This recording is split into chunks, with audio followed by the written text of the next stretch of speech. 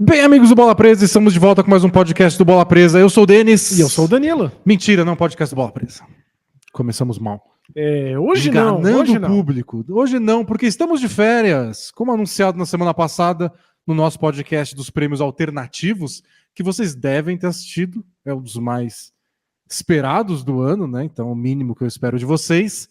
A gente avisou que o mês de agosto a gente ia ter esses prêmios que a gente já tinha deixado gravado para começar, e nas outras 3 semanas, estreias do nosso A&D Studio. Isso, então o Bola Presa agora faz parte da A&D Studio e a nossa ideia é apresentar para vocês outros podcasts, outros projetos que a gente produziu com muito carinho para vocês nos últimos meses.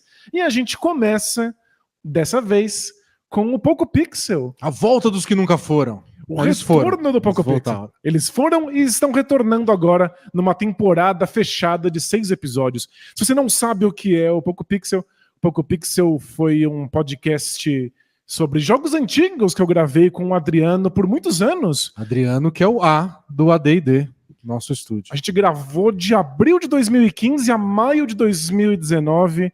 Foram 154 episódios. E muitas pessoas que gostavam do Poco Pixel estavam clamando pela volta, e agora a gente trouxe, nessa temporada fechada, 6 episódios diferentes, não só falando sobre jogos antigos, falando sobre jogos modernos e dizendo de onde eles vieram, fazendo uma arqueologia desses jogos. Então, se você gosta de videogame antigo e gosta de Last of Us, que é o primeiro episódio dessa temporada, acho que você vai gostar do que a gente vai mostrar para vocês agora. Aqui no nosso estúdio, para quem está só ouvindo, vai ficar na imaginação, a gente está com um exemplar do Basketball, do Atari, que o Danilo trouxe lá da viagem dele de Nova York. Então é o elo entre o Poco Pixel e o Bola Presa, por isso que a gente tem aqui no nosso estúdio. Então vamos começar com jogos novos e antigos ao mesmo tempo, para quem está saudoso do Poco Pixel, que é engraçado, né? O público do Poco Pixel, uma parte dele é gente do Bola Presa. Sim. Que conhecia você do Bola Presa e foi lá. Mas eu acho muito engraçado que vai chegando mensagem, ao longo dos anos, de 2015 a 2019, chegando mensagem do Bola Presa, tipo, conheci o Danilo no Poco Pixel, e aí fiquei sabendo que ele tinha um podcast de basquete. E até fui obrigado a assistir basquete. Aí eu fui ver e achei legal, e agora acompanho a NBA, como se o Bola Presa tivesse chegado depois. Então, juntando essas duas tribos como Norvana, Poco Pixel está de volta para esses 6 episódios. O primeiro vocês vão poder escutar agora aqui mesmo no feed do Bola Presa, mas claro, sigam o Poco Pixel nas suas redes, no Twitter e tudo mais, e claro, nos agregadores de podcast, para escutar lá toda semana os 6 episódios dessa temporada, e espero das próximas. Isso, o primeiro episódio já está por lá, então é só procurar o Poco Pixel aí no Spotify, no seu agregador de podcasts favorito, e a partir de então, todas as segundas-feiras, um episódio novo do Poco Pixel até encerrar essa temporada. E para você que já era fã do Poco Pixel, muito obrigado pela paciência, muito obrigado por não ter desistido da gente, estamos de volta. Dessa vez não tem Momento Alura nem KTO, mas os nossos links continuam funcionando. Entra lá no nosso link da Alura. alura.tv/Bola Presa. Tô de férias, eu não lembro. Isso, e 10% de desconto. E pode usar o nosso cupom lá na KTO BPresa para ter um bônus no seu primeiro depósito, mas dessa vez vocês vão ouvir algo muito diferente de basquete. É o Poco Pixel começando para vocês agora. Para quem tá no YouTube, não é gravado em vídeo o Poco Pixel, então vocês podem escutar aqui, mas a Amanda vai fazer uma animação bonitinha aí para entreter vocês, enquanto vocês ouvem as belas vozes do Danilo e do Adriano, que faz seu retorno triunfal aos podcasts. É isso, aproveitem. Até semana que vem com uma novidade também, mais um podcast para vocês aproveitarem. E aí é novidade, não é retorno, isso, não é nostalgia mais. É totalmente inédito, então aguardem, divirtam-se. Tchau. Tchau, tchau!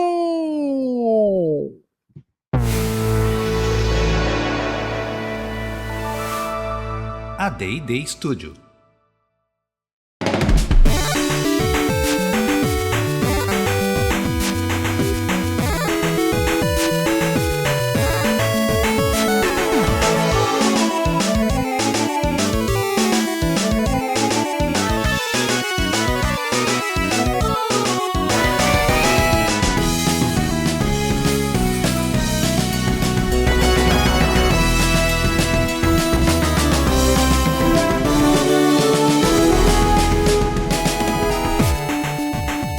Ao vivo, Poco Pixel, A Link to the Past.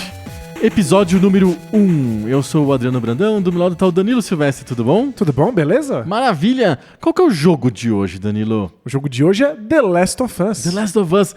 Peraí, vocês estão... Todo mundo deve estar muito confuso nesse momento. Completamente perdido. O que tá acontecendo aqui? Não, mentira, ninguém tá perdido porque o episódio tem uma capinha, tem um nome, tem uma descrição. Acho que quando a pessoa dá o play, ela meio que sabe o que vai acontecer, né? Foi anunciado. É verdade.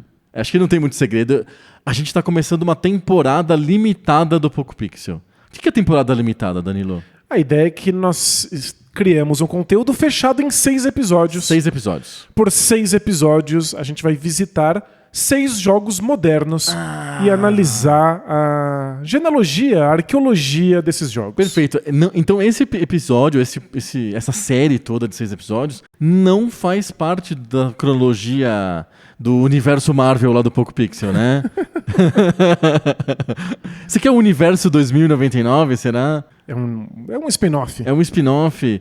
Não, esses episódios não fazem parte da linha normal do Poco Pixel, que parou lá em 2019, né? Comecinho de 2019. Simplesmente o Poco Pixel entrou em hiato e... Será que a gente tá voltando agora? Dá pra dizer que a gente tá voltando? Estamos. É uma temporada de apenas 6 episódios, mas a gente espera que consigamos contar uma história aí ao longo de todos esses... Exatamente. Essas 6 interações. Esses 6 episódios já foram todos gravados, né? A gente não vai lançar num formato como se fosse em tempo real. A gente tá produzindo os episódios com calma, a gente vai lançar um por semana, então o próximo, o número 2... No momento que você está escutando isso, já foi produzido, já foi gravado, tudo bonitinho. Vai chegar nos seus tocadores aí na semana que vem. Já sabe tudo, não tem surpresa. Mas acho que vai ser uma jornada bem legal, né? É uma jornada bem bacana e a surpresa está em quais serão os próximos jogos. Exato. Hoje gente abre a temporada com The Last of Us, mas separamos outros 5 jogos de videogame modernos pra gente analisar com calma. Videogame moderno, não pode.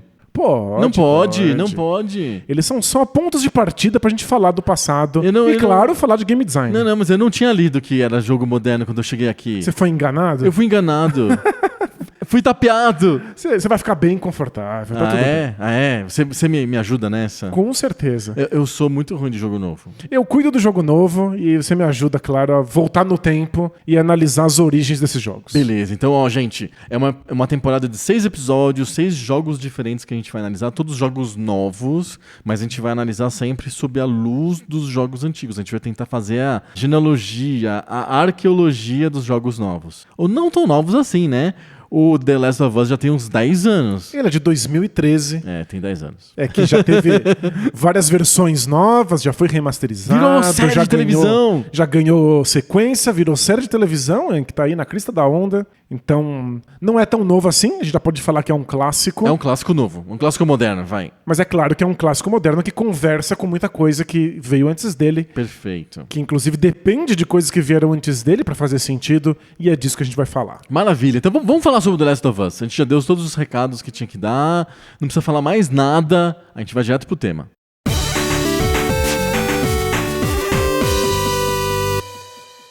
The Last of Us, me ilumine, Danilo. Bom, The Last of Us é um jogo de 2013 que foi lançado no PlayStation 3 pela Naughty Dog. A Naughty Dog é uma empresa que ficou muito famosa pela série Uncharted antes do The Last of Us. Perfeito. Eles viraram o grande exemplo na indústria de videogames de jogos que o Poco Pixel chama de jogos de homens de costas. Vamos falar antes de falar sobre The Last of Us, acho que a gente tem que falar sobre o gênero homem de costas. Pois é. A gente ficou anos falando de homem de costas no Poco Pixel lá no Poco Pixel Retrô. a gente é um podcast de videogame velho que é tão típico que até ele ficou retrô. Isso, ele mesmo ficou velho. Ele ficou mesmo velho, é papo velho sobre videogame velho. Mas agora é novo. Agora é videogame novo. E homem de costas é como a gente chama os jogos que geralmente não são um Poco Pixel. É um gênero muito moderno. Homem de costas é um gênero tão moderno que você assiste aqueles lançamentos de jogos da E3, coisas desse tipo, todos os jogos são homem de costas. Tem algum jogo que não seja homem de costas? É raro mesmo, né? Ficou um gênero bem dominante da indústria. Todos os jogos é homem de costas. Quando não é homem de costas, é mulher de costas. A gente tá chamando aqui de jogos de homens de costas esses jogos que tem uma câmera flutuante que ficam atrás do personagem e você vê o personagem, ou pelo menos metade do personagem na sua frente. Depende do jogo, geralmente é 2/3 de personagem. Perfeito. E a partir desse personagem você pode ver o mundo que tá ao redor dele. Sim. Mas ele tá sempre aparecendo ali. É uma diferenciação pros jogos em primeira pessoa, em que você tá vendo pelos olhos do personagem, não por uma câmera flutuante atrás. Perfeito. E também diferencia dos jogos de plataforma 2D, os side-scrollers, que a gente acompanhou na era Poco Pixel, que tem uma câmera fixa que fica na lateral do personagem. Numa né? lateral imaginária. Perfeito. Que vê as coisas sempre de lado, né? Então, esse é o típico jogo. Os típicos jogos Poco Pixel são jogos ou em primeira pessoa, e aí isso é PC depois de 90, coisa desse tipo é que surgem esses jogos, ou jogos em terceira pessoa laterais, que são todos os jogos, né? Basicamente, sei lá, desde o Super Mario Bros., que quase todos os jogos da indústria são jogos em perspectiva 2D lateral. E a perspectiva 2D lateral tem um monte de vantagens, se for pensar bem. Você vê o personagem inteiro na sua frente. Você tem uma relação com ele, você vê ele pulando, você vê ele atirando, você vê ele fazendo as coisas que ele tem que fazer, andando no cenário. Então você tem uma relação, uma visão muito privilegiada que não existe no mundo e que te torna um espectador muito privilegiado do que aquele personagem está fazendo. Mas eu acho que essa é a questão principal desses jogos 2D, esses side-scrollers. É porque você é um espectador privilegiado. Esse tipo de abordagem lateral te torna muito evidentemente um espectador. Você tá olhando o Mario de lado de uma maneira que você só veria no mundo outras pessoas, nunca você mesmo. Então, o que acontece nesses jogos, pelo modo como você enxerga, é que você pode até inicialmente ver o Mario correndo da esquerda pra direita no Super Mario Bros. Mas, eventualmente, o que acontece é que o Mario indica o ponto da tela em que os seus botões, quando apertados, causam alguma coisa. Certo. Ele é como se fosse o lugar em que você atua num puzzle. Tá. Ele não é exatamente você. E nem exatamente um personagem. Mas é que eu acho engraçado, porque na sensação que me dá de um jogo como Mario Brothers, eu acho que a sensação é menos de você ser aquele personagem e mais de você poder controlar o personagem. É como se fosse um controle remoto, assim, sabe? Perfeito, E um controle remoto de um jeito muito estranho, que é um controle remoto em que as posições são relativas a você, ou relativas à sua visão e não ao personagem. Então, por exemplo, quando eu coloco pra esquerda ou pra direita no Mario, ele anda pra esquerda ou pra direita, que significa pra frente e pra trás no mundo do Mario. Mas no seu mundo, na sua visão, você aperta a direita e ele vai pra direita, mas na verdade isso significa frente, certo? Perfeito, eu acho que tem uma tradução. Eu adoro aqueles jogos do tipo Super Off-Road, em que a visão é divorciada dos controles, em que você vê de cima a pista inteira, o circuito inteiro de como corrida. se fosse um helicóptero em como cima se tivesse do circuito? Isso, um drone flutuando em cima do circuito. E aí, os controles são os que você teria dentro do carro e não os que você tem no drone. Então, você quer fazer o carro ir pra direita, você tem que apertar direita se você estiver vendo ele, por exemplo, de baixo pra cima, mas se ele estiver andando de cima pra baixo, você tem que apertar a esquerda. Você tem que fazer um malabarismo cerebral aí pra conseguir descobrir quais são as direções. A visão tá divorciada do controle. No Super Mario Bros., o controle casou com a visão. Então você controla o que você vê. Você não é um jeito esquisito de você controlar o personagem. E eu fico sempre fascinado com esse tipo de coisa que a gente dá como óbvio, como evidente. Não, e não é nada evidente. Se você conhece a história dos Isso. videogames, se você viveu a história dos videogames, e que pra um recém-chegado, alguém que nunca teve contato com isso, é meio absurdo. É que é só pensar em carrinhos de controle remoto ou aeromodelos. Ou drones, que é uma coisa moderna. Quem que controla drone sabe. Os controles do drone são relativos ao drone, não à sua visão. Perfeito.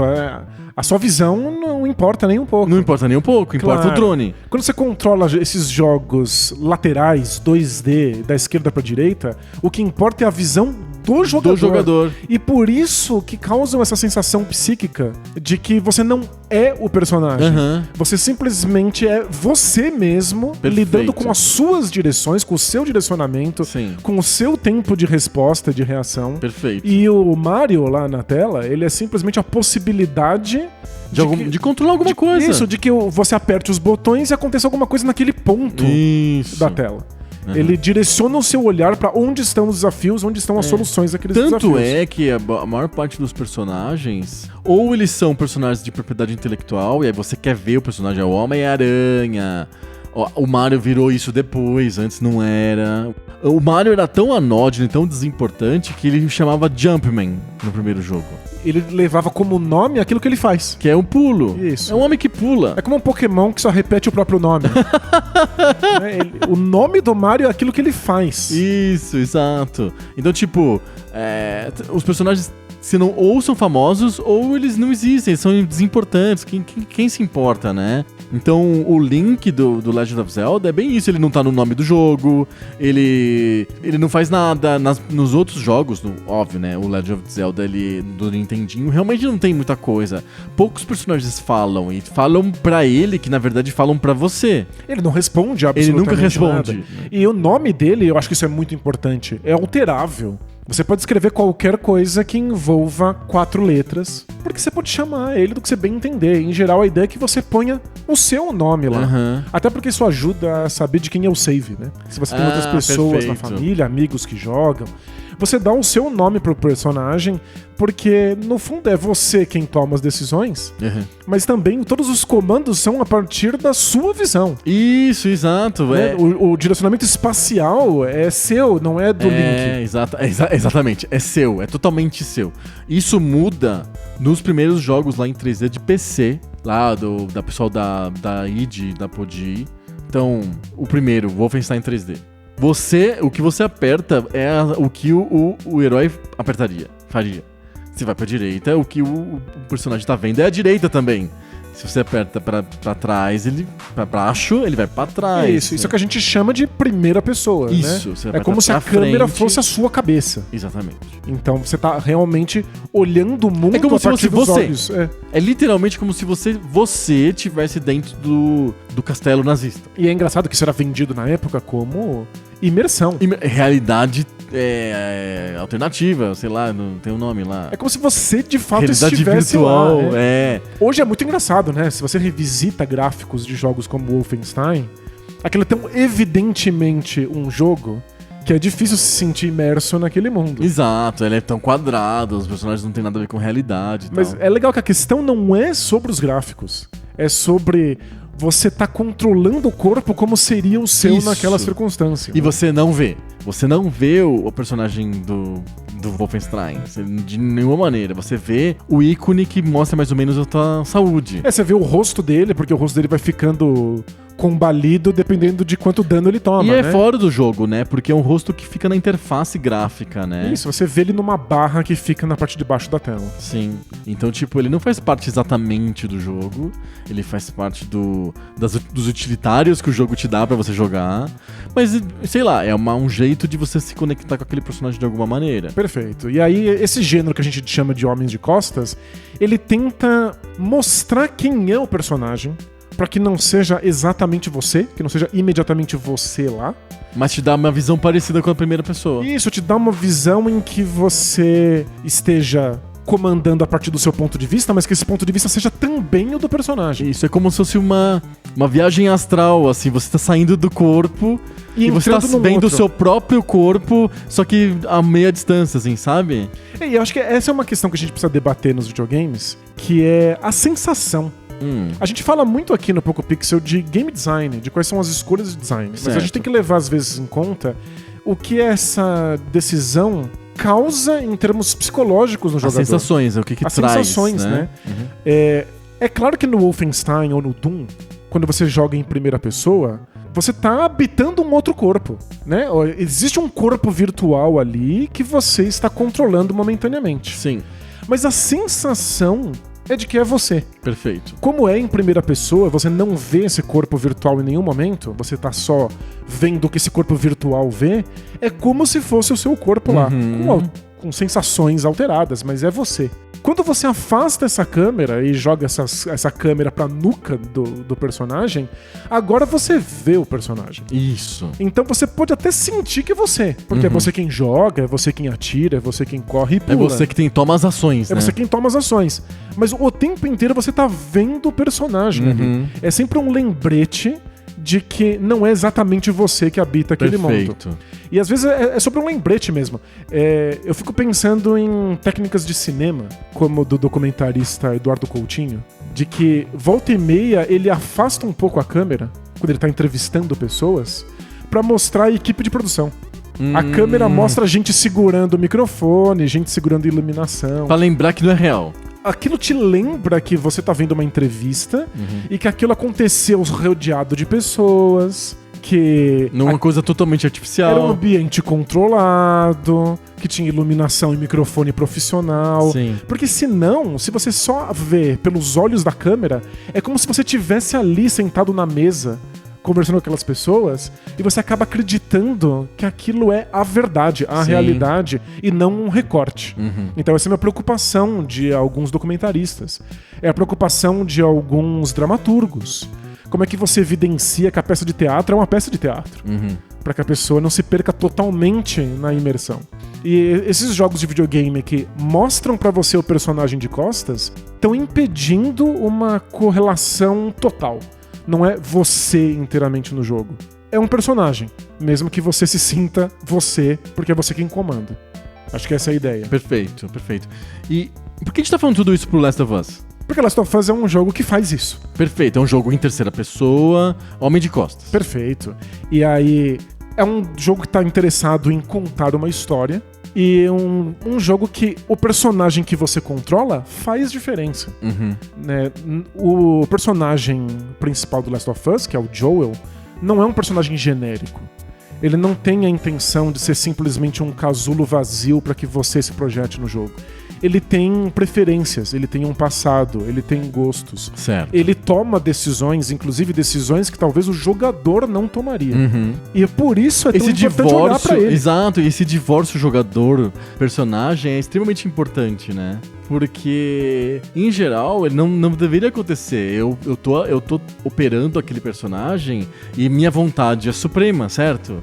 Eu acho que tem poucos casos, assim, por exemplo, adoro o exemplo contrário, de que não é você que vai fazer coisas que você não quer, mas o personagem não se recusa a fazer aquilo que você manda ele fazer. Então, por exemplo, vários adventures, vários point and clicks, vários point and clicks, eles simplesmente, o personagem não faz aquilo que você pede.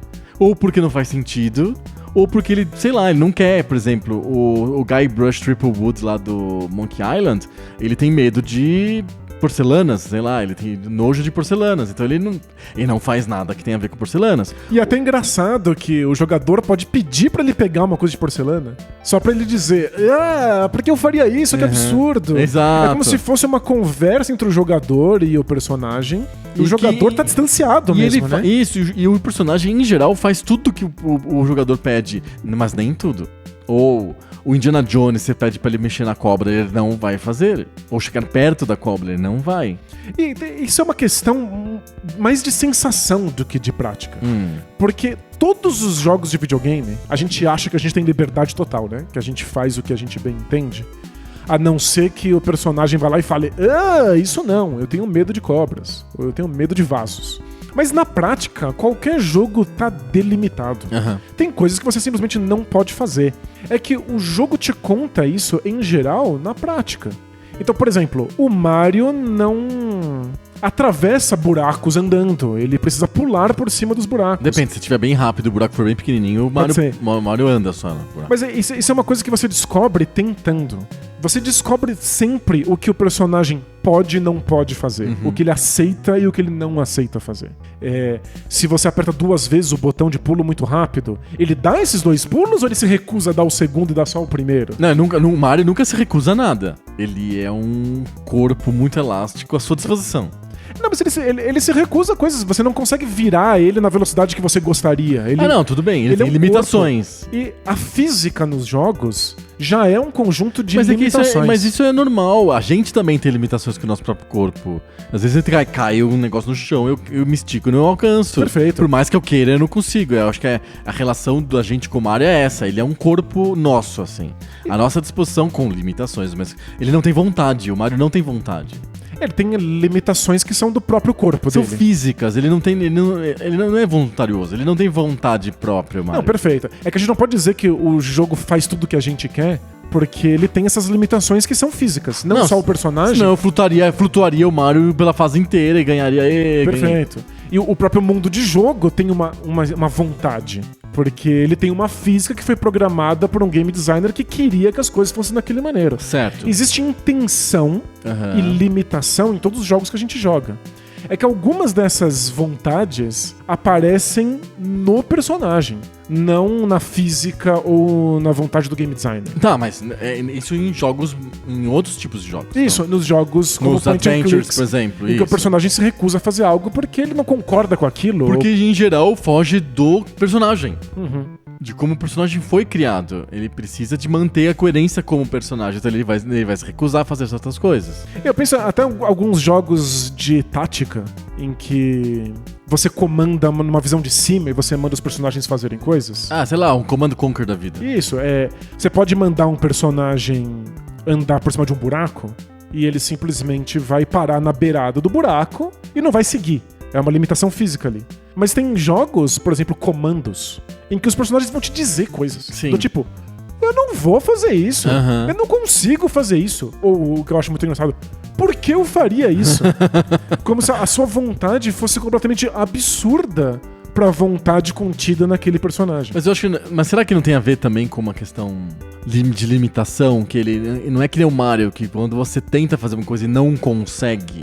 Porque o Mario não se recusa. Você pode tentar pular mais alto do que você e você não vai conseguir, mas ele não vai se recusar.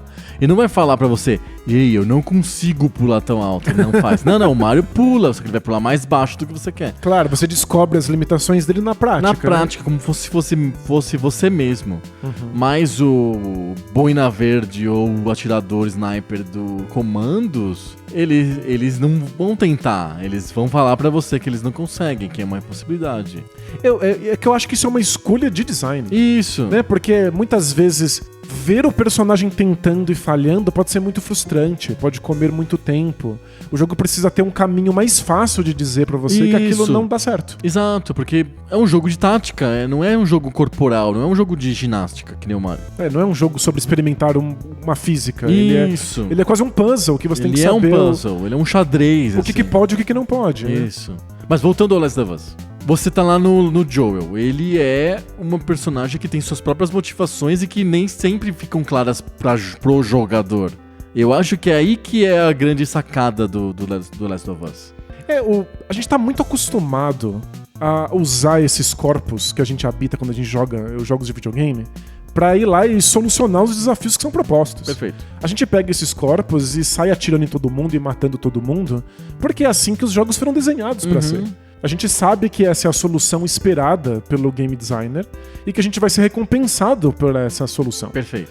E é engraçado que as recompensas pelas soluções podem ser muitas. Em vários momentos da história dos videogames, essas recompensas são pontos. Isso. A gente vê placares, números subindo. Sim. Que são algo meio que desatrelado do jogo em si. Uhum. O que você faz com os pontos num jogo de videogame, de arcade? Sei. Esses pontos só servem pra que você mostre pros seus amiguinhos que você é bom. Um jogo como o Super Mario Bros. Dá um passo além e faz esses pontos virarem vida. Perfeito. Quando você alcança um certo número de pontos, você ganha uma vida. Uhum. É um jeito de tentar encaixar um pouco a recompensa pra você ter resolvido aquele desafio. Sim. Em alguma coisa mais palpável. Mas começou a virar bem comum já na era do Nintendinho que a recompensa sejam momentos de história, sejam cutscenes. Jogos como Ninja Gaiden, por exemplo. Quando você resolve um desafio, você para tudo, assiste um filminho Ele te conta ali uma história de maneira cinematográfica e épica. Sim. Acaba a cutscene e aí você volta pro jogo e vai ser recompensado com mais cutscenes. Sim. Todos os jogos de RPG clássicos, que eu sempre digo que é trabalhar de graça, na verdade você tá trabalhando pra ver a próxima cutscene. Perfeito. Pra que a história avance.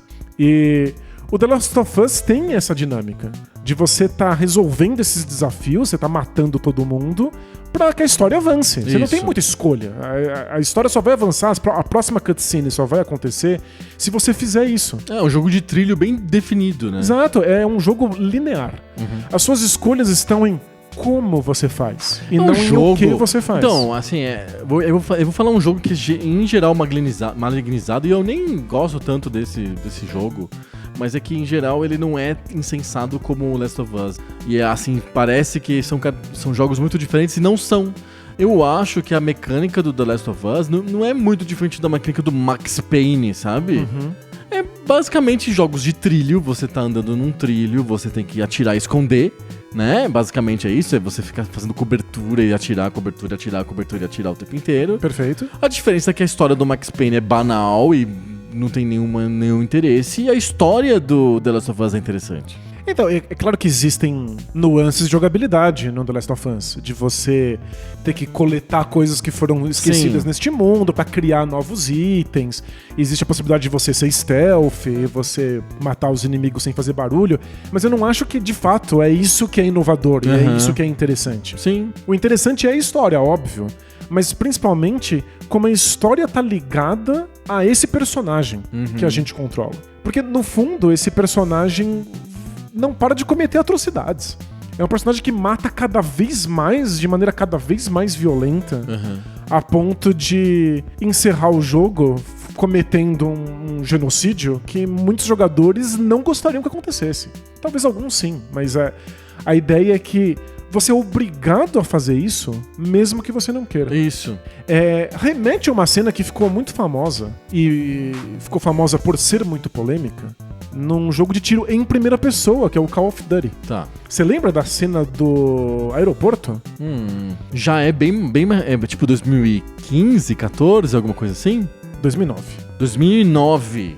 A ideia é que num capítulo, né, o jogo é um jogo de tiro em primeira pessoa, de guerra, que é separado em pequenos capítulos, e um dos primeiros capítulos você controla um personagem junto com um grupo de terroristas entrando dentro de um aeroporto e matando todo mundo.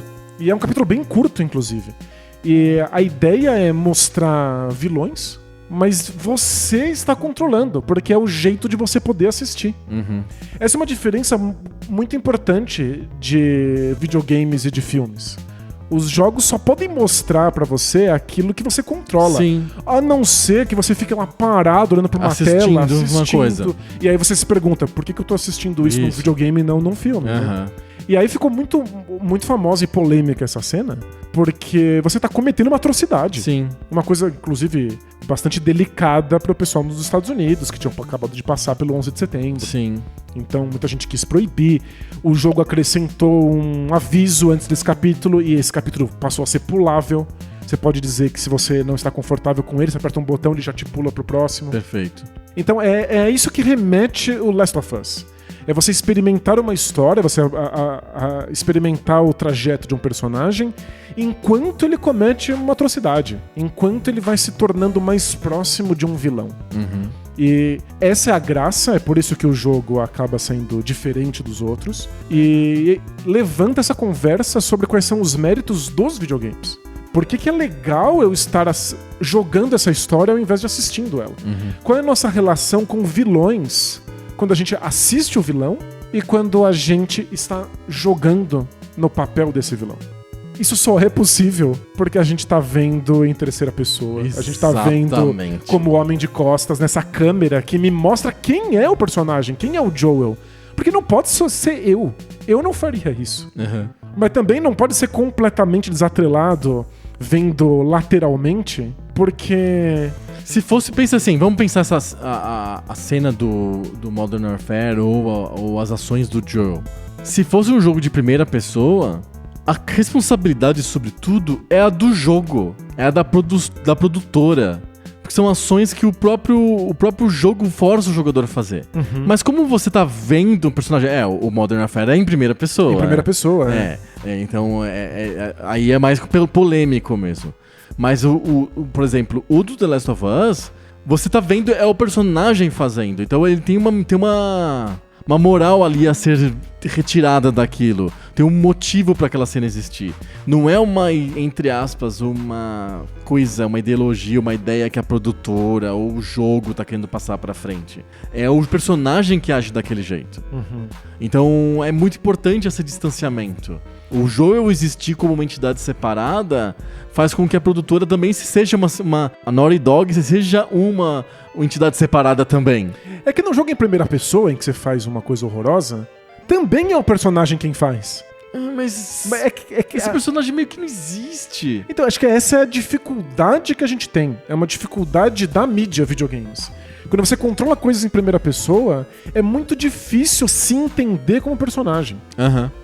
Mas você claro. Nunca é o seu corpo que está de fato no jogo.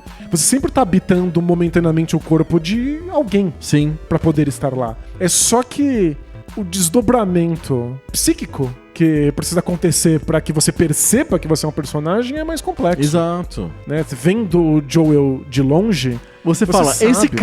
esse cara tá fazendo isso. Mas a graça é que ele está fazendo isso. Mas ele só faz se eu aperto o botão. Mas se você não faz, você não joga, né? Exato. Acho que essa é a questão. E é divertido que a gente esteja conversando disso aqui no nosso A Link to the Past, pensando a história dos videogames. Sim. Porque a gente aprende com a história dos videogames a apertar gatilhos, a apertar botões, a fazer. Existe uma escolha quando você joga videogames que é uma escolha soberana do jogador. Você pode fazer o que o jogo te propõe, ou você pode não fazer nada. Você pode só abandonar o controle, solta ele no seu colo. E nada acontece. Mas aí nada acontece. Sim. A gente não tá disposto a jogar um jogo e nada acontecer. Então a gente é treinado, a gente aprendeu as regras e a linguagem do videogame pra fazer coisas e ver o jogo andar pra frente. Antigamente a gente jogava jogos pra ganhar pontos. Sim. Ou pra ver a próxima fase. Exato. Pra ver o próximo vilão. Mas é que ver o próximo talvez seja o principal motor que coloca os jogadores pra frente. Ver o próximo. Continuar jogando. Continuar jogando. Você só... Colocar o jogo pra frente significa eu poder seguir com o jogo. Sim. E de preferência, seguir de uma maneira nova, né? Pra você não ficar fazendo sempre a mesma coisa. Pra não ser muito repetitivo. Então você precisa, pra isso, fazer algo. O jogo não te obriga, de fato, a fazer. Mas é que a outra opção é nada acontecer. Sim. Você fica lá, vendo o personagem parado. Perfeito. E de onde vem essa subversão do The Last of Us? Vamos fazer a arqueologia do The Last of Us? Boa. Primeiro a gente tá falando de jogos que a gente vê os personagens. Isso. E de preferencialmente vê eles pelas costas. Isso. Vamos ignorar um pouco a questão da visão e vamos pensar um pouco na questão do personagem com um ser independente do jogador. Eu acho que é evidente que esses dilemas que você entra com o Joel são resquícios de jogos que são baseados em contação de histórias. Perfeito. Porque o The Last of Us, no fundo, é um jogo de contação de histórias, assim como o Uncharted é um jogo de contação de histórias. Não dá pra falar a mesma coisa, por exemplo, do God of War ou do Gears of War, pegar um outro jogo de outro gênero. Que são jogos de contação de histórias, embora a história esteja lá. O objetivo é mais a ação, é mais eu ser mais, como que eu posso dizer assim, mais fluente no jogo, eu conseguir superar os desafios de um jeito melhor. A história desses dois jogos que eu falei aí, o God of War e o Gears of War, não é tão importante. Agora, o The Last of Us ou o Uncharted são jogos sobre a história, sobre fazer a história ir pra frente. É mais importante dar personalidade pro Joel ou pro Nathan Drake do que qualquer outra coisa que o jogador faça. Então, são jogos em que a contação de histórias está em primeiro lugar. Então, eu acho que, no fundo, os pais espirituais aí do The Last of Us, por exemplo, são os adventures, são os jogos de contação de histórias. Faz sentido. Um jogo como God of War tem uma história. É claro assim como... É claro que ele está contando uma história. Isso, Sonic também tem uma história. Claro, E a história cumpre algumas funções aí. Cria uma ambientação. Ele justifica por que aqueles personagens, aqueles obstáculos estão lá. Então isso dá alguma credibilidade, uma verossimilhança pro jogo. Mesmo que sejam porco-espinho gigante, humanoide que corre, a gente quer um mundo que torne isso possível. Sim. Né? Então, é simplesmente para criar alguma credibilidade. E a outra questão é que para que os objetivos, os desafios sejam novos, sejam frescos. Você cria uma história porque na próxima etapa, novos desafios surgem. Perfeito. Novos inimigos. Então é claro que uma história existe, ela pode ser mais ou menos complexa. Mas ela E pode ser mais ou menos integrada na jogabilidade. Porque outro exemplo de jogo de storytelling seria o Ninja Gaiden, por exemplo. Que é totalmente descolado. A jogabilidade não tem nenhuma relação com os filminhos que tocam entre uma fase e outra. Absolutamente nenhuma relação. Nada, zero. E a ideia dos filminhos é meio que dar um prêmio pro jogador por ter jogado aquilo. Vou te contar uma história, só que eu só te conto à meia-noite. Quer dizer, só te conto se você passar aquela fase. E existe alguma conexão? Porque você controla um ninja e o ninja aparece nas cutscenes. E aí, às vezes, a cena da cutscene é na Amazônia. E aí, quando você joga na fase, tem umas árvores. Não, e todos os outros personagens nunca aparecem. Aparece a Irene Liu no jogo? Não, claro que não, porque É só nas cutscenes. no jogo só podem aparecer inimigos a serem vencidos. Isso. Porque eles são todos sempre desafios, né? Exato. Então, é claro que existe história. A história, nesses casos, ela é um prêmio entre fases ou a possibilidade de que você mude um pouco a jogabilidade, ou os inimigos, os desafios. A história não é uma intenção. A história é uma ferramenta para que você consiga algum tipo de jogabilidade esperada. Existem outros jogos que querem contar uma história. E o The Last of Us é um jogo que a jogabilidade é sempre a mesma. Isso. Do começo ao final. Exato. Você tá sempre fazendo as mesmas coisas, basicamente. Você Atira e esconde, Você atira explora. e se cobre. atira, esconde e explora, e atira, esconde e explora. Mas existe uma história a ser contada enquanto você faz isso. E acho que você tem toda a razão. A origem desses jogos, mesmo que sejam jogos de ação, mesmo que envolvam atirar e matar, são os jogos de contação de histórias. De contação de histórias. Os jogos essa em é a que o objetivo diferença. é contar alguma Essa é a coisa. diferença entre o The Last of Us e o Max Payne. Porque o Max Payne também é atirar, esconder. Explora um pouquinho, não muito, mas é principalmente atirar e esconder. E aí tem uma história que é igual ao do Ninja Gaiden. Você tanto faz aquela história, mas o The Last of Us não. Você se importa com aquela história, assim como você se importa com a história dos jogos de point and click. Porque tudo é sobre a história. E aí o point and click tem essa pergunta interessante pra gente pensar em game design, que é: por que esses jogos que querem contar histórias escolheram ser jogos? Boa. Por que eles não são livros? Por que eles não são filmes? Por que eles não são peças de teatro? O que a Roberta Williams, quando resolveu criar point and clicks na Sierra, não escreveu só romances? Né? É porque ela mesma se define não como uma game designer, ela se define como uma storyteller. Isso, ela é uma contadora de histórias. Exato. Que calhou de escolher os videogames como ferramenta pra isso. Por quê? Eu não sei, né? Teria que perguntar isso pra Roberta Williams, mas tem mais a ver, eu acho, com a possibilidade de imersão, que eu acho que no jogo é maior do que nos filmes ou nos livros, por exemplo. É a sensação que me dá, que o objetivo da Roberta Williams talvez não seja exatamente igual ao objetivo da Naughty Dog. O da Naughty Dog é você se sentir imerso naquele jogo. Naquele jogo não, mas naquele cenário, naquela história, naquele mundo acontecendo. A Roberta Williams, eu acho que tá mais se importando, talvez, com a possibilidade de surgimento de storytellings emergentes, assim, de coisas que acontecem, de você criar uma aventura sua própria. Porque você tá tentando fazer as coisas, você muda a ordem das coisas, você vai pra um cenário, vai pra outro. Não é exatamente o mesmo jogo, ninguém joga exatamente o mesmo jogo. Eu lembro do Larry, que é um jogo típico do Poco Pixel. A gente fala do Larry desde o Poco Pixel número 0. O Larry é um jogo da Sierra também, não é da Roberta Williams, é do Al Lowe. Mas é um jogo em que as pessoas desenvolveram receitas de como jogar o Larry. O que é sinal de que você pode jogar de qualquer jeito. Claro, você pode jogar de maneiras distintas. Isso, então as pessoas ensinam umas pras outras, assim, uma espécie de tradição oral de como que você fecha o Larry. Você entra no bar, e você senta no bar, e você pede um whisky. Na real, você nem... Por que pede whisky? Na verdade, as pessoas estão reproduzindo uma receita, mas elas o whisky tá lá é porque você tem que levar o whisky pro bêbado que tá no outro ambiente do bar. E ele vai te dar o controle remoto da televisão. É isso. É isso que existe. Pra isso que existe o whisky. Mas as pessoas pedem o whisky porque é a segunda ação que elas são ensinadas a fazer no jogo, sabe? Então tem uma tradição de jogar o jogo, significa que o jogo é bem aberto. Então eu acho que a Roberta Williams estava interessada nessa possibilidade de storytelling emergente. Perfeito. Essas coisas que surgem durante o momento do jogo. Mas não a Naughty Dog. A Naughty Dog não tá preocupada com isso. Não tem como ter storytelling emergente no The Last of Us. Eu acho que os pais de jogos adventure, os text adventures principalmente, mas também os point and clicks, são os RPGs de mesa. São os livros-jogos. Perfeito. Nos RPGs de mesa você tem um mestre, alguém que é responsável por contar aquela história, mas ele tem que contar a história a partir das decisões dos jogadores. Você tem que mudar em tempo real o que acontece, dependendo de como é que os jogadores estão interagindo entre eles e com o contador de histórias, com o mestre. Num livro-jogo você tem uma coisa muito mais fechada. Ou A ou B. E você vai ramificando a partir daí. Mas quem escreve o livro-jogo está fazendo literatura. Também é literatura, mas com a sensação de que o leitor escolheu.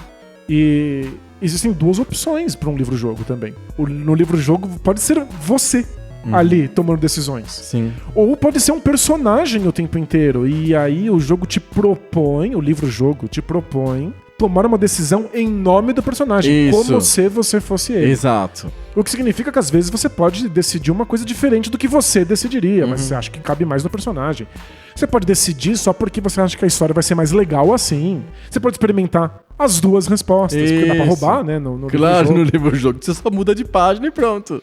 Então, acho que você tem razão. Um text adventure ou um point and click lá da Roberta Williams tem essa intenção de que o jogador escolha e com isso altere de alguma maneira a história. E isso não quer dizer que o jogo tem múltiplos finais e que o jogador escolhe consequências diferentes. Não tem. Não é sobre isso. A narrativa emergente não é sobre um autor programar vários finais específicos. É sobre deixar o jogador descobrir no tempo dele, no ritmo dele, na ordem dele. Isso. Ele conta a mesma história de jeitos muito diferentes um do outro. Pensar em narrativa emergente, pra quem não tá familiarizado com o conceito, é basicamente como é que você contaria como foi sua experiência com o jogo pra outra pessoa. Isso. Tipo, conta em voz alta como é que foi. Se você conta uma experiência muito diferente de outro jogador, mesmo pro mesmo jogo, mesmo pro mesmo final, mesmo pras mesmas consequências, surgiram coisas ali que o game designer não tinha esperado. Ele não programou. Ele não tem como se programar pra tudo. No Larry, que é um text adventure super simples, limitado, programado pra poucas coisas. Poucas coisas. Se você fica 2 horas sentado no bar, porque você tá esperando pra ver se acontece alguma coisa caso você faça isso, já surgiu ali uma dinâmica que o game designer não pensou. Ele pensou em várias coisas, né? Ele pensou em você conversar com as outras pessoas que estão no bar. Você pode. E isso reforça características do personagem. É muito engraçado. Se você tenta conversar com as pessoas do lado, o narrador fala, você tentou conversar com as pessoas do lado, mas ninguém deu bola porque você é muito desinteressante. Porque o Larry é muito nada a ver, ele é muito sem graça. E reforça uma característica do personagem, é legal. Claro, Mas se você não tenta, você não vê. Então várias pessoas não sabem disso, que você não consegue conversar com as outras pessoas no bar. E é meio óbvio que você tenta conversar com as pessoas do bar, porque a única coisa que você sabe sobre o Larry quando começa o jogo é que ele precisa de perder a virgindade na cidade de Lost Wages. É isso. E aí você vai num bar, como que você faz? Você conversa com as pessoas, concorda? É um jeito de você cumprir o objetivo. Então seria natural o jogador conversar com as pessoas. Boa. Então, né? Acho que então essa é uma das respostas principais pra por que fazer um jogo pra contar uma história ao invés de criar um livro. Isso. Ou um livro tradicional. Ou um filme. Ou um filme. É que jogos permitem que essas coisas surjam. Que histórias surjam a partir da interação do jogador. Que o próprio jogador vai fazer coisas, ou imaginar coisas, ou esperar coisas que o game designer não imaginava. Sim. Que não tem controle. Eu lembro de eu jogando Alone in the Dark, que tem um clima muito místico, e vários livros você pode pegar das prateleiras, e eles têm umas coisas escritas em linguagens incompreensíveis. E eu ficava tentando criar sentido daquilo, pensando, e se eu colocar esses 2 livros próximos da lareira? Porque eles falam de fogo. Será que não acontece alguma coisa? Isso. Resposta: não acontece nada. Mas como eu podia pensar isso, já criou. e o jogo me deixa Isso. experimentar, surgiu uma narrativa ali que não estava previamente Então os escrita. jogos cumprem funções bem diferentes de storytelling. Uhum. É um storytelling diferente do storytelling de livro, ou storytelling de podcasts, ou storytelling de séries de televisão. O que, inclusive, pode ser perigoso. Às vezes dá errado. Half-Life tem uma coisa que eu acho muito engraçada, que é um jogo de tiro em que você tá passando pelos cenários, mas de vez em quando tem umas cenas pré-scriptadas. Uhum. Cenas em que personagens interagem, ou E falam. que conversam, ou que uma coisa explode, por exemplo. Mas isso não aparece como uma cutscene do Ninja Gaiden, Uhum. que é uma cutscene Com direção. Tem um com diretor. direção que você para e é lá e assiste como se fosse um filme. Essas coisas acontecem enquanto você joga. E pra você tá vendo isso acontecer, você precisa olhar pra lá. Então, se você não olha naquela direção, Você não viu. você não tá vendo. Acontece às vezes no Half-Life de você tá ouvindo os personagens conversar e você não sabe onde. Aí você fica balançando a cabeça, procurando de onde tá vindo isso. Esse som, né? É curioso. É uma ferramenta de liberdade, o jogador se sente ativo, o jogador sente que ele tá Pode ser bem criando a confuso própria narrativa. Às vezes é só confuso, porque às vezes o game designer queria mostrar uma coisa pra você e você não vê. Sim. Como é que o Last of Us lida com isso? Porque ele tá menos aberto pra narrativas emergentes. Ele é bem fechado pra narrativas. Ele é fechado. O diretor, o autor, pensou numa história bem específica que ele queria contar. Uhum. Onde tá aí o espaço pra liberdade? Então, primeiro, o fato de que, mesmo fechado, é você quem precisa executar aquelas ações. Perfeito. Isso já cria algo, já faz diferença. Sim. Ser você a mão que aperta o gatilho já te causa aí um estranhamento, um desconforto, ou pelo menos pode causar um estranhamento, um desconforto, que é diferente de um filme. Sim. E segundo, é que muitas vezes a narrativa acontece no cenário, nas coisas que você pode ou não olhar.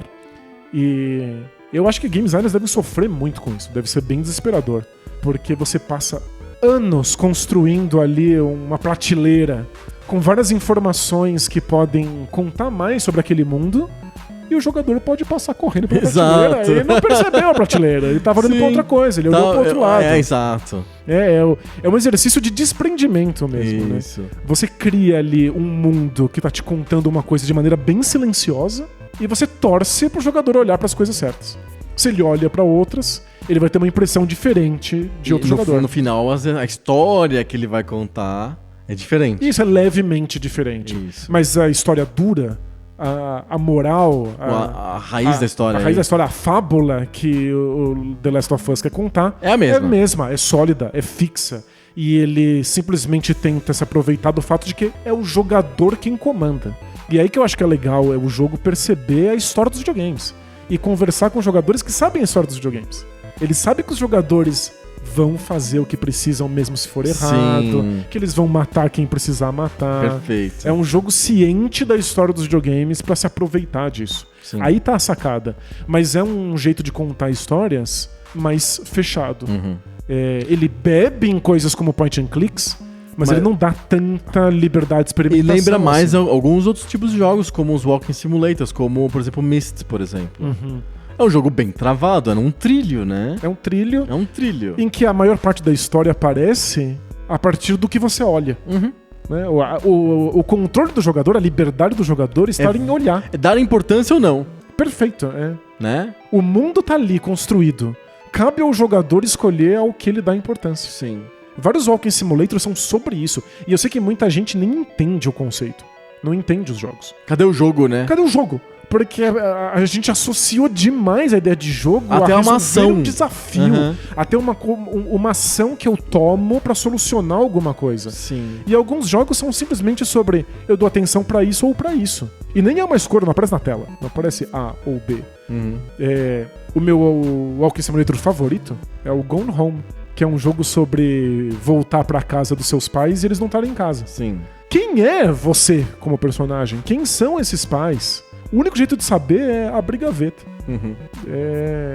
Olhar as coisas. E depende do que você olha, É você um tem jogo uma sobre ideia. amnésia. É um jogo sobre você não saber, né? Uhum. O personagem até sabe, mas você como jogador não. Isso.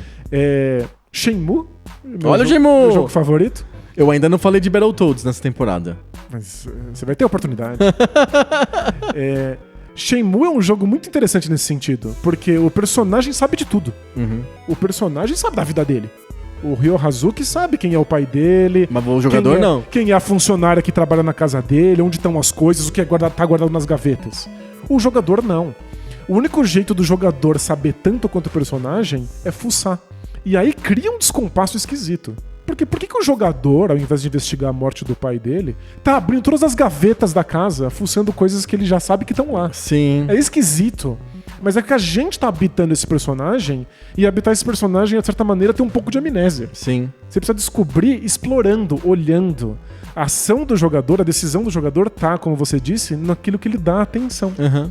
Isso. Ele se importa ou não se importa, né? Perfeito. Que mais de joguinhos que são pais do The Last of Us? Pra te terminar nossa escavação, nossa arqueologia do The Last of Us. A gente descobriu muito surpreendentemente, eu acho que ninguém que clicou nesse podcast imaginou que a gente ia falar, olha, no final das contas a gente fez aqui a nossa retrospectiva e o The Last of Us veio dos Adventures da Roberta Williams. Uhum.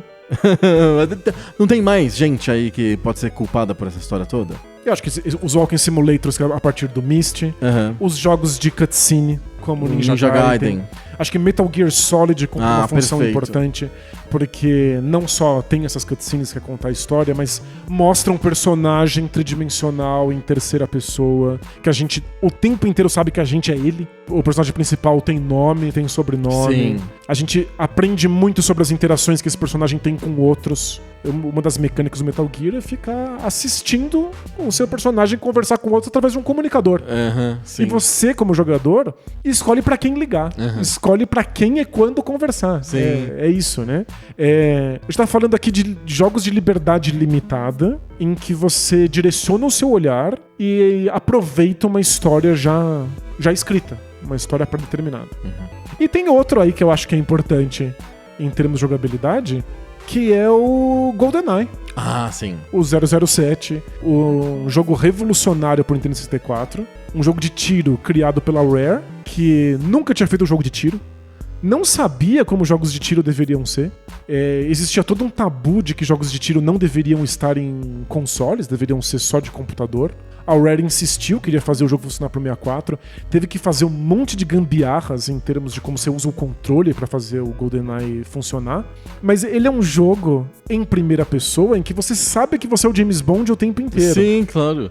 Isso não influencia o jogador, você não acha? Eu acho que as pessoas tentam jogar o GoldenEye como se elas fossem o James Bond. Eu acho que sim, porque é um jogo baseado no filme. E eles tentam recriar com alguma fidelidade as cenas do filme. Então você meio que quer fazer como aconteceu no filme. Mas é que eu acho muito divertido que pra dar essa sensação de que lembra que você não é você no filme. Você é o James Bond.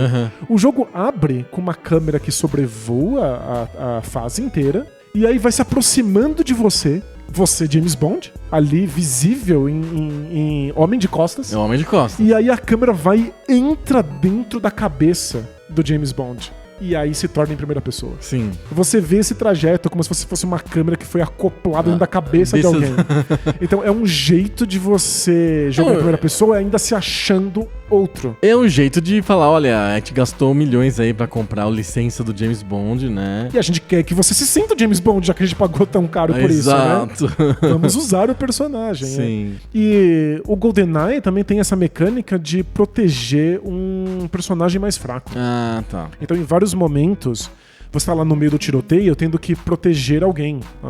Acho que principalmente a Natália. É uma personagem que ajuda de vez em quando, mas em geral ela é péssima e corre pra frente dos tiros. E se ela morre... Ela quer morrer o tempo inteiro. Ela é meio suicida. Mas se ela morre, você falhou. Você perde. Então você tem que manter ela viva o tempo inteiro.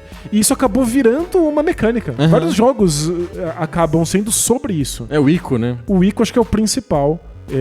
O Ico é sobre ser um personagem que fica carregando de um lado pro outro uma outra personagem que quer ser morta. A graça do Ico, inclusive, é que você nunca pode ser morto. O personagem que você controla não pode ser morto. Só o personagem que você protege pode ser. Você perde o jogo. Pode ser morto no sentido de... Ele não tem capacidade de ser morto, né? Nada no cenário mata ele. Nada. Então ele não perde. Ele não existe um game over possível para ele. O que pode acontecer é pra ela. Então, se ela é morta, se ela é sequestrada, o jogo termina, você perdeu. Então você tem que estar o tempo inteiro protegendo ela. E isso vira um mote do The Last of Us. Um personagem tá o Joel protegendo a Ellie o tempo todo, carregando ela de um lado pro outro, vendo esse personagem pra lembrar que ele é o Joel e, por fim, acompanhar essa história, essa narrativa, sendo você a pessoa que aperta o gatilho. Sim. E tendo que lidar, portanto, com as consequências éticas e morais disso. Perfeito. Uau, então The Last of Us tem um monte de paizinhos. Muitos, né? Acho que todos esses jogos de Homem de Costas bebem em muitas fontes. E é um gênero, o The Last of Us é um jogo muito moderno em vários sentidos, né? Ele é muito moderno em que a predominância da história é muito grande sobre os outros aspectos do jogo. Perfeito, Isso é mais moderno, importante que a jogabilidade. muito mais importante que a jogabilidade. Ele é importante, ele é moderno no visual, num ponto de vista que ele escolhe, que é o homem de costas, a pessoa é sempre vista da nuca, né? Uma posição engraçada. Isso é muito moderno também. E essa exploração meio 3D, embora bastante limitada, né, no caso do The Last of Us, né, também é uma coisa bem moderna. Ele renuncia a um aspecto muito, quase que eu diria assim, fundador da escola atual de game design, que é o mundo aberto, né? Uhum. Mas a gente já vai ter outros exemplos de mundo aberto pra falar durante essa temporada. Isso, pra ficar tranquilo, a gente fala mais disso. Não é o Last of Us que vai ser o episódio do mundo aberto. Perfeito. E uma coisa que eu acho divertida, o Last of Us brilha mais, tem alguns seus melhores momentos quando ele abre mão da jogabilidade de tiroteio, de se esconder e de matar os inimigos. Ele tem momentos que são simplesmente sobre andar nesses cenários e aprender coisas e ver os personagens interagindo uns com os outros. É uma coisa muito mais próxima dos text adventures, dos point and clicks que a gente tá acostumado. Sim. Um jogo que abertamente é sobre a história e te deixa aproveitar essa história. Mas a sensação que eu tenho é que hoje esses jogos têm menos alcance. Os adventures. As pessoas têm menos... As pessoas estão menos dispostas a jogar esse tipo de jogo porque não reconhecem como jogo. Porque acham que a ação é um fator fundamental da jogabilidade. Sim.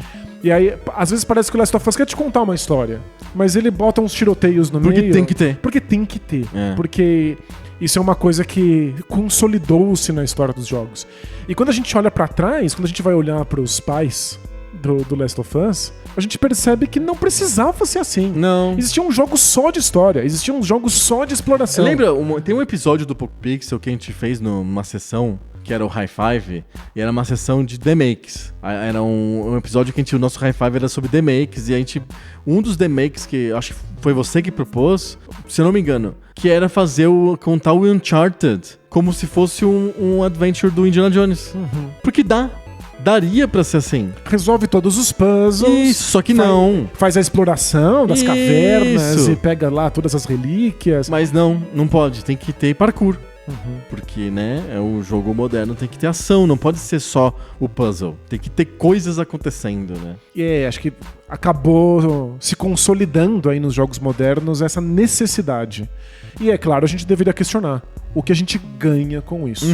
No The Last of Us, por estar dando tiros, a gente só ganha alguma coisa porque a jogabilidade é bem repetitiva, é muito parecida com outros jogos. Eu confesso, né? que eu joguei 2 fases do The Last of Us e não quis jogar mais. Tipo, não vi. Acho que não é seu tipo de jogo. Eu admito que a Naughty Dog faz muito bem isso. É evidente que a Naughty Dog faz bem aquilo que ela se propõe. Mas o que a gente ganha com isso no Last of Us, de dar tiro por aí, é só essa inteligência deles de te questionar se você deveria mesmo estar dando tiros. Tem uma mecânica extremamente batida no Last of Us, que é: manda a sua acompanhante, que é a Ellie, subir em algum lugar mais alto pra te jogar uma coisa pra você poder subir lá. Você faz 1 milhão de vezes, virou inclusive um clichê de vários jogos de acompanhantes. Muito batido. O que eu ganho com isso? A gente só ganha porque a Naughty Dog é consciente da história dos videogames, ela sabe que ela tá fazendo uma coisa clichê e repetitiva, e aí no final do jogo, a Ellie para de fazer. Você sobe ela pra ela subir num lugar alto e te jogar alguma coisa pra você subir, tipo uma corda. Que acontece o tempo inteiro. O tempo inteiro, e aí você fica esperando e não vem a corda. E aí você grita: Ellie, o que você tá fazendo? Aí ela: desculpa, me distraí. Porque ela tá ficando cada vez mais desconectada, ela tá Sim. ficando cada vez mais deprimida com essa jornada. Então a Naughty Dog é inteligente o bastante pra usar esses recursos pra construir uma narrativa. Sim. Mas quantas vezes tem que matar alguém pra um tiro no final do jogo ser significativo? Isso. Quantas vezes a Ellie precisa subir em algum lugar pra empurrar uma corda pra eventualmente isso virar uma narrativa? Perfeito. Então a Naughty Dog é esperta de fazer isso. Mas a gente deveria estar se perguntando: será que a gente ganha tanto assim com essas jogabilidades repetitivas se a intenção era só contar uma história? Perfeito. Não tô querendo dizer que Last of Us seria melhor no formato série. Não precisa, tá acontecendo. Tá rolando. Tanto é que a intenção era contar uma história que agora existe a série na Isso. HBO. Não precisaria ser, desde o princípio, série. Poderia ser jogo. Porque, como a gente disse, jogos podem contar histórias de maneiras interessantes. O que a gente deveria estar se perguntando é: pra contar essa história, precisa de tanto tiro? Sim. Precisa de tanta corda? Precisa empurrar tanta coisa pro meu personagem conseguir chegar lá? Sim, concordo completamente. Fica aí a reflexão. Acabou? Acabou. Acabou nada, acabou porque aqui é o Poco Pixel e nunca acaba quando tem o tema. Agora, mesmo numa temporada fechada, temática, agora a gente vai pra sessão extra do Poco Pixel. Sessão extra? Sessão extra, vamos para o Chrono Quiz.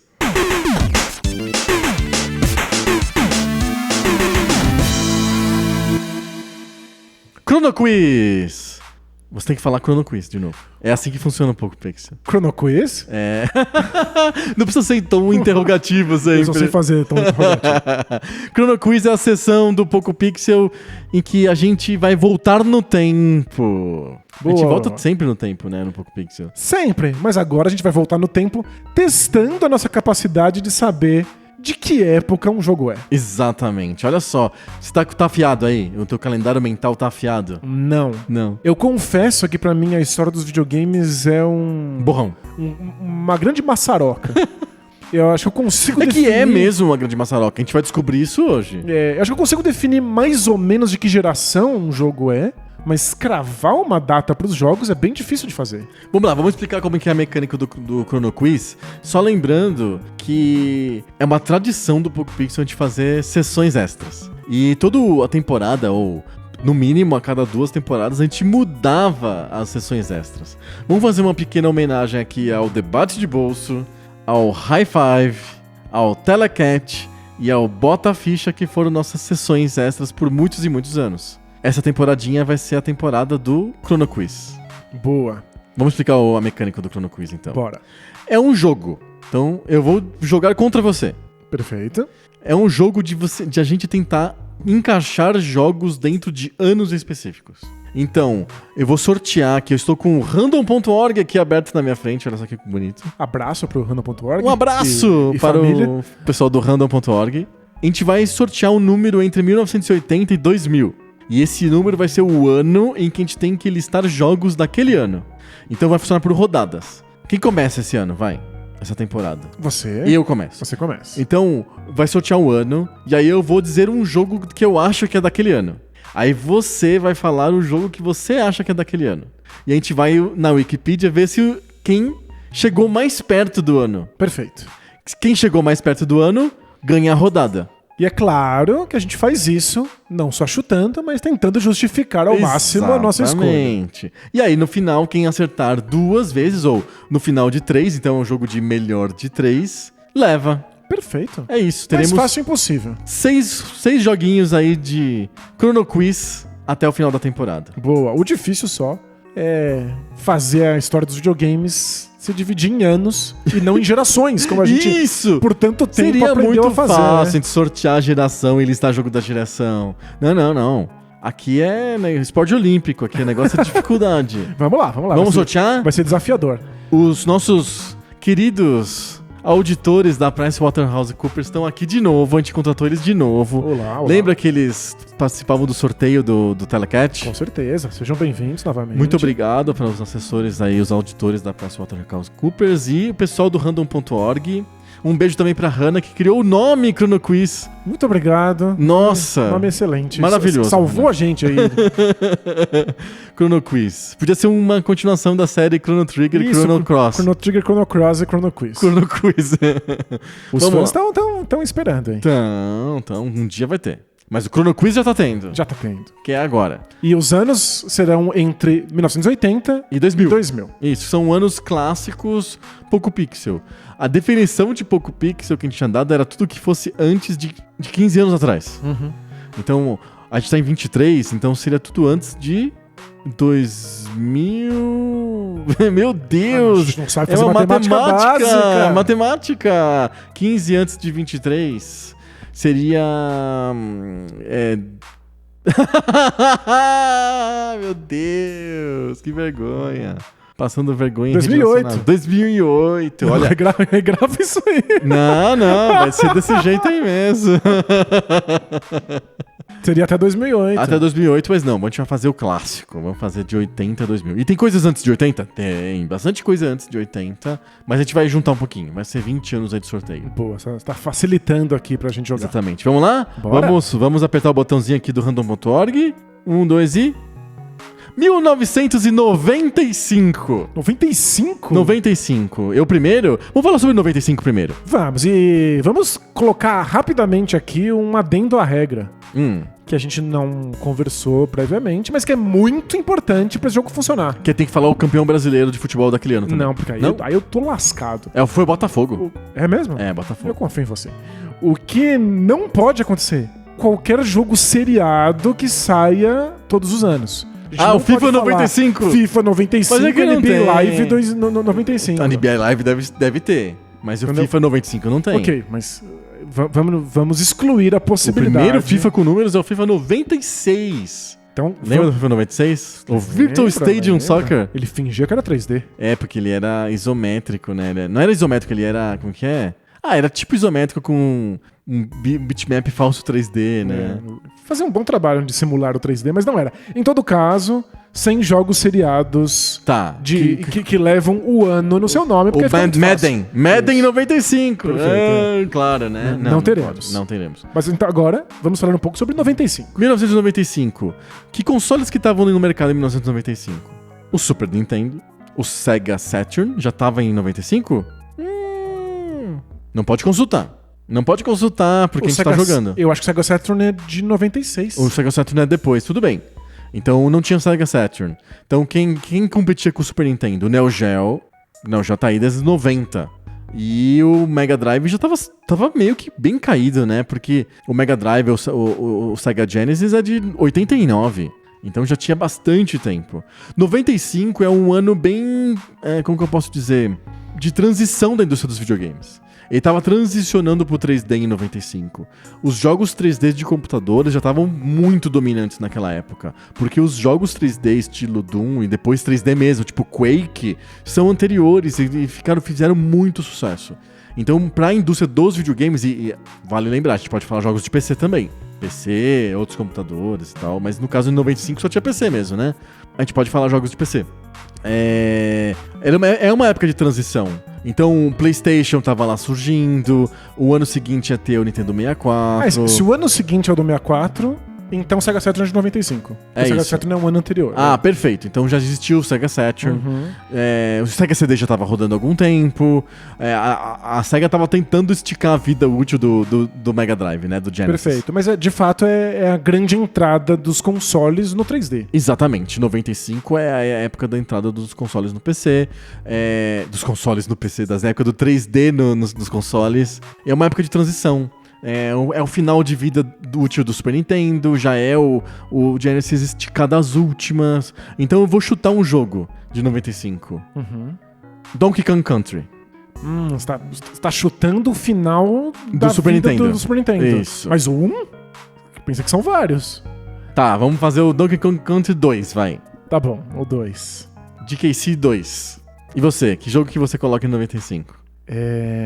Vou pensar um jogo de Sega Saturn aqui. Meu Deus. Que esteja no lançamento. Tem que ser Launch Lineup do Sega Saturn. Virtua Fighter. Virtua Fighter. Virtua Fighter. Vamos lá. Vamos abrir aqui a Wikipedia e descobrir quem que leva essa rodada. Difícil, hein? Não é moleza aqui, o negócio não é moleza. Wikipedia. Engraçado, o Saturn é um console que eu gosto bastante, que tem jogos bem esquisitos, né, bem exóticos, mas que não é famoso pela sua line-up de lançamento. É, exato. Então eu tenho alguma dificuldade de pensar quais são os jogos que saíram juntos com o Saturn. Sim. Vai, eu achei o primeiro Donkey Kong, eu preciso de achar o 2. De quando é o primeiro? O primeiro é de 94. Olha só. O DKC2 é de 95. Perfeito. Na mosca. Parabéns, e o 3? Vamos lá. Ah, o 3? Você quer ver o DKC3? Porque eu pensei que seria o 3 em 95. Ah, tá. Deixa eu ver. DKC3 é de 96. Então é 94, 95, 96. Caramba, a Rare lançou Um por ano. um por ano, de uma das principais séries da história da Nintendo, Sim. um por ano. Fantástico. É impressionante a capacidade produtiva, como os jogos levam um pouco tempo pra sair na época, né? Sim. Imagina, hoje em dia uma série leva 4 ou 5 anos pra fazer Virtua uma nova Fighter, você versão. quer de que console? Eu tô pensando no Virtua Fighter do Sega Do Saturn. Sega Saturn. Isso. Ok, ele foi lançado em 22 de novembro de 94, mas no Japão. A nossa regra é que seria nos Estados Unidos, concorda? Perfeito, que Foi é quando a gente teve lançado- acesso a esses lançamentos. Exatamente, foi lançado em 11 de maio de 95. Perfeito. Então, legal. os dois ganham os pontos. Empate. Legal, boa. 1-1. Vamos lá. Próxima rodada, vamos sortear de novo? Bora. Vamos lá. Random.org tá pensando aqui.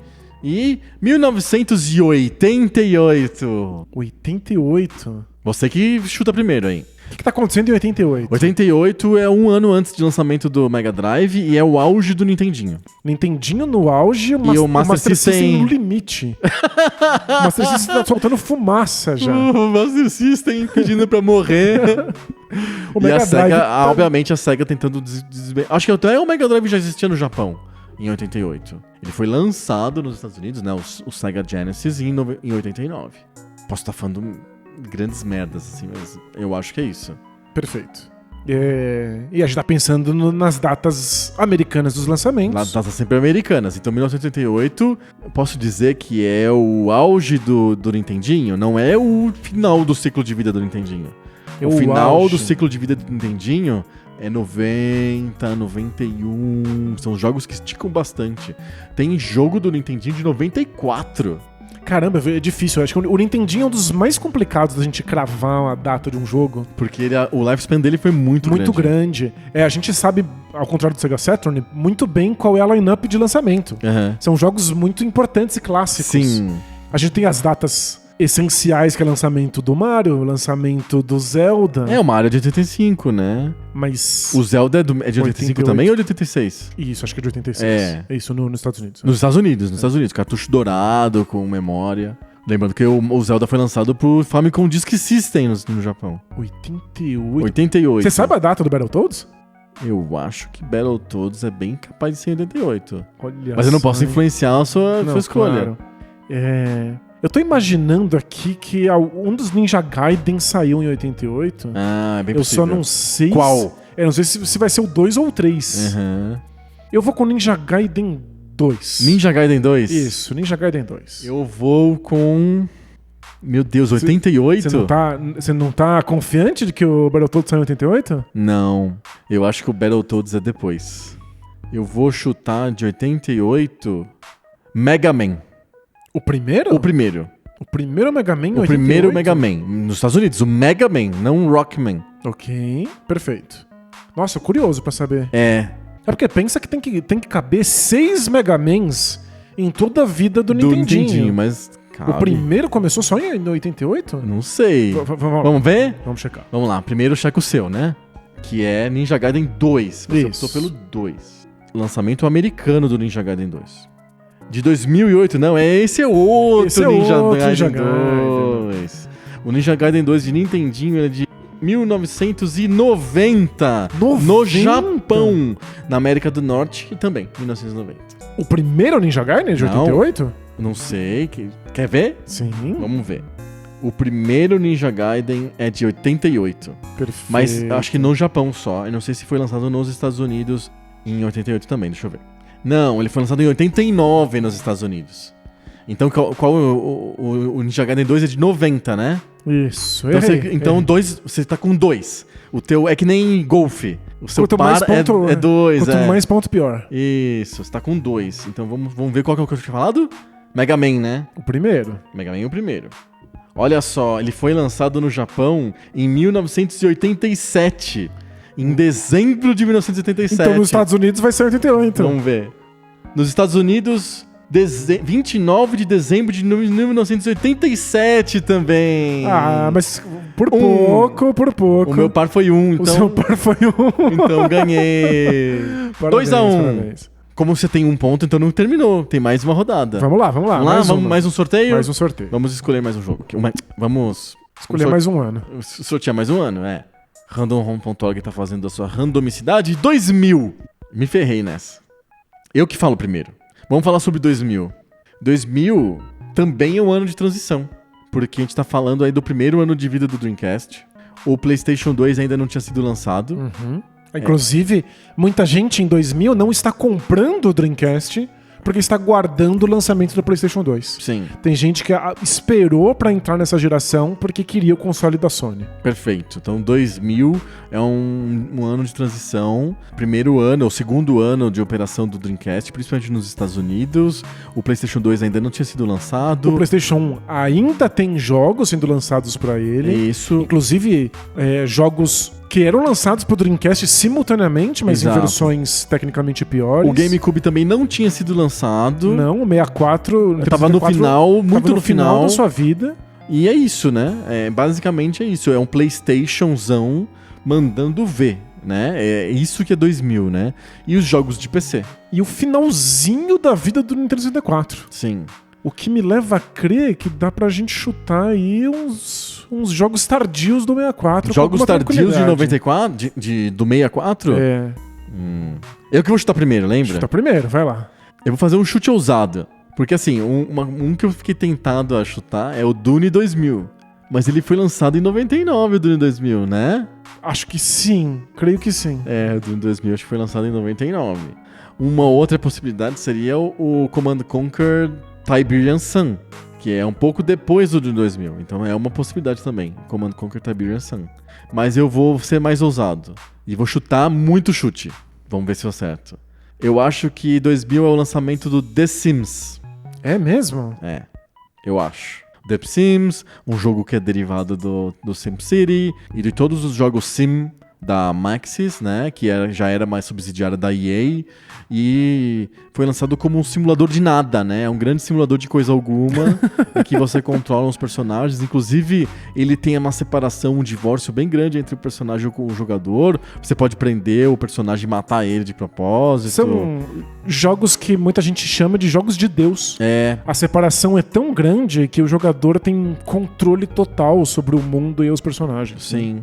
Então, é um jogo importante, é um jogo que você até fala sempre no The Sims como um jogo que traz as meninas pro videogame. Sim, é um jogo essencial, estatisticamente comprovado como uma das grandes portas pro público feminino nas novas gerações. Apesar de estar falando de um jogo que remonta aí aos anos 2000, é um jogo que vende, que tem muita coisa hoje.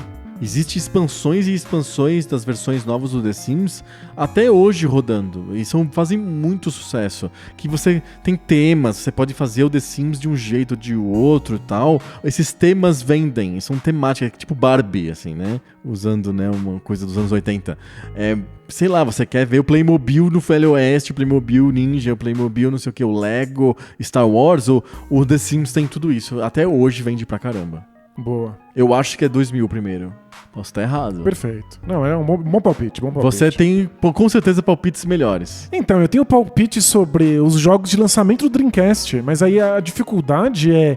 Saiu em 99 ou saiu em 2000? Aham. Eu tenho esse problema aí. Sei. Não sei se eu vou arriscar. Não vai arriscar? Talvez... Madden 2000. Talvez eu vá com algum jogo tardio de 64 mesmo. Eu acho que o Conker's Bad Fur Day era de 2000. É de 2000? Eu chutaria Conkers? que sim. Você que vai no Conkers. Eu acho que sim. Eu acho que é um jogo bem do final da vida do 64. É o jogo maduro da Rare, um jogo da Nintendo pro público adulto. Eu lembro de ter a sensação, quando saiu, de que era a Nintendo finalmente rompendo com sua visão inteiramente família anterior e se preparando para os novos tempos que levariam ao GameCube. Então, tem um marco aí que me parece ser o 2000. 2000. Isso, vamos lá. Vamos lá. Vamos lá, então eu vou checar primeiro o The Sims. Isso. Eu só pego o jogo de franquia pra me ferrar, né? Porque aí ele vai voltar à franquia, nunca o primeiro jogo. Vamos lá, The Sims. Ele foi lançado em 4 de fevereiro de 2000. Impressionante. Caramba, Adriano.